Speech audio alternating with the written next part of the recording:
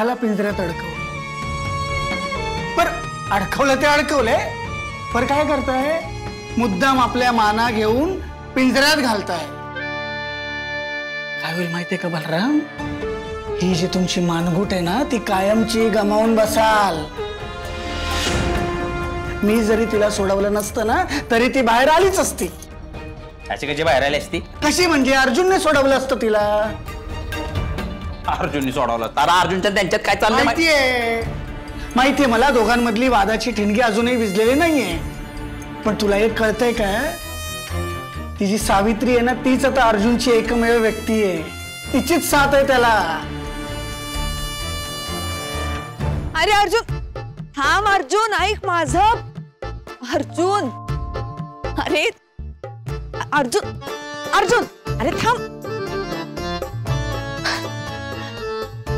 चला या निमित्ताने का होईना बायको म्हणला.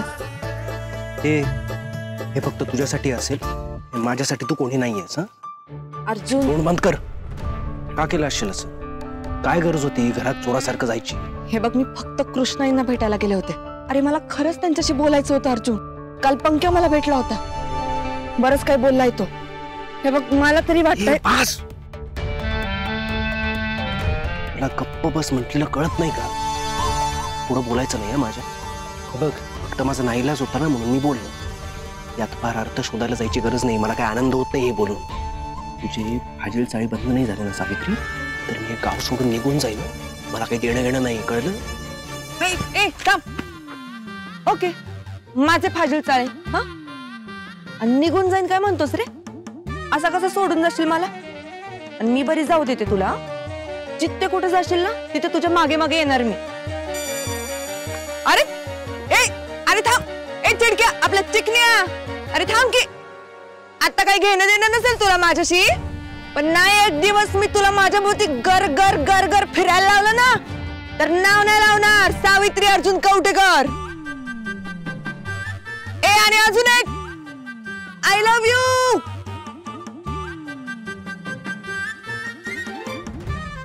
थांब. अरे मग तेच तर सांगतोय ना मी तुला. अर्जुन तिला कसलाच डिमांड देत नाही, तिला कसलाच विचारत नाही. म्हणून आम्ही जीवाचं रान करतोय त्या दोघांमध्ये आग लावायला. आणि हे आणतोय पाण्याच्या बादल्या भरून भरून इजवायला. सगळं इजवून टाकतो. अरे बावळटा, तुला सावित्रीने एक जरी रात्र जेलमध्ये काढली असती ना, तर त्या अर्जुनने तुम्हाला उभा सोडला असता. कळतंय का तुम्हाला? त्याच्यामुळे मी जे काही केले ना ते फार विचारपूर्वक केलंय बाळा. सांग मला काय. अरे याला कळतच नाही. मी काय तुझ्याजवळ ठेव म्हणलं. हे बघा एक डाव फसला म्हणून काय आपण गप राहणार नाही आहोत. आणि आम्ही तर आता गप बसणाऱ्यातले नाही. आज न उद्या ती सावित्री तावडीत सापडलच की. तवादा होतो. आणि भाऊजी तुम्ही विसरताय, एक दार बंद झालं म्हणून काय आलं? बाकी 99 दारं उघडी आहेत हे लक्षात ठेवा.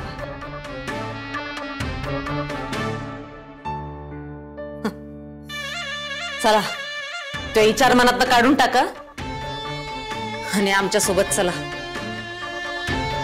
कुठं? शॉपिंगला. बायकांची शॉपिंग शाळेला घेऊन जा.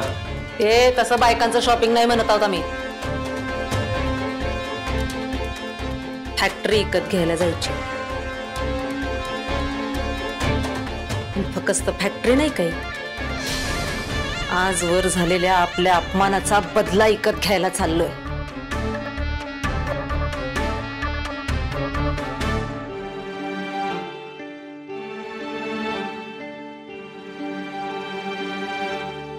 तुम्ही अचानक इकडे?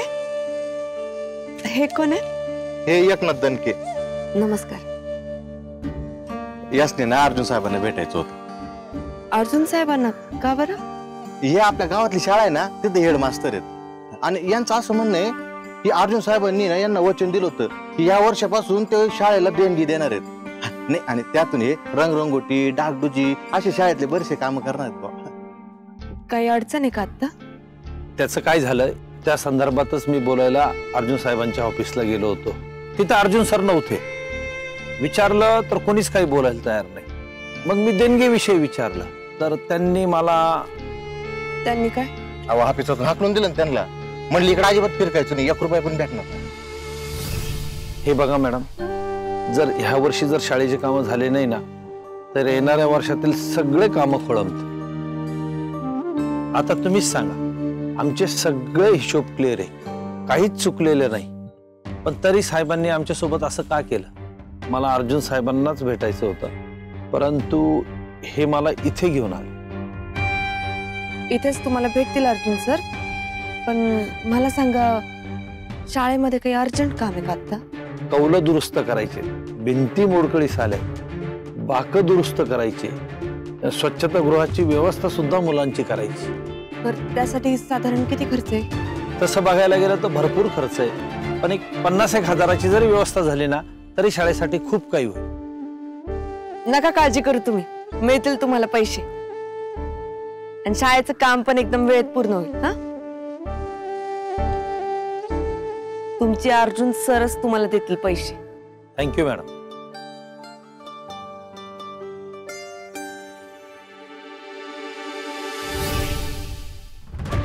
कृष्ण, एकदा माझ्या डोळ्यात डोळे घालून बघा आणि बोला, अर्जुन शिंदे काही वागला ते का वागला?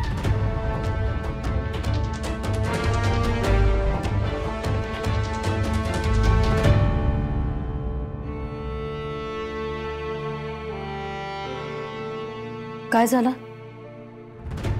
कसलो विचार चाललो? वहिनी, बरं झालं तू आलीस. एक काम होतं आणि ते तूच करू शकतेस. तू जरा जाऊन येशील. खय जाऊन येऊ?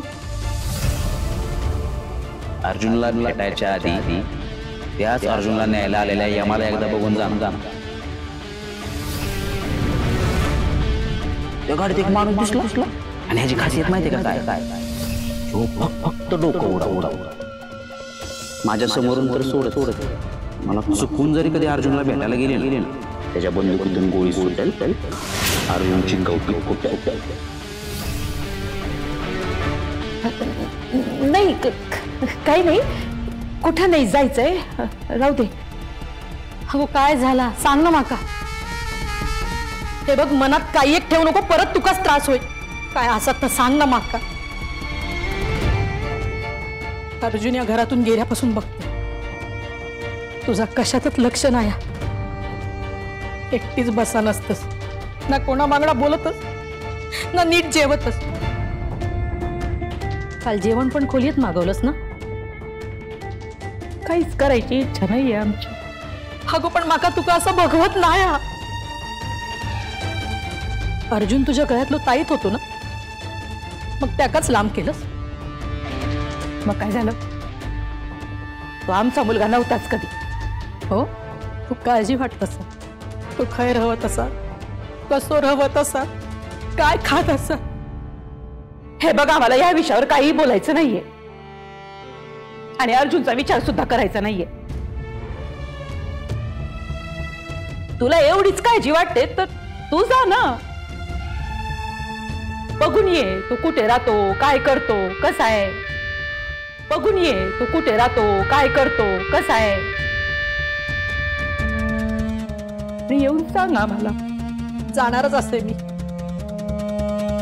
आणि एवढाच जर जाणून घ्यायचा होता ना तर काल जेव्हा सावित्री येली तेव्हा तिच्या वांगडा कितक नाही बोललंस. बहिणी, तुला जेवढं सांगितलंय ना तेवढं जमणार असेल तर कर. आम्हाला उलट प्रश्न विचारू नकोस, ठीक आहे? जात.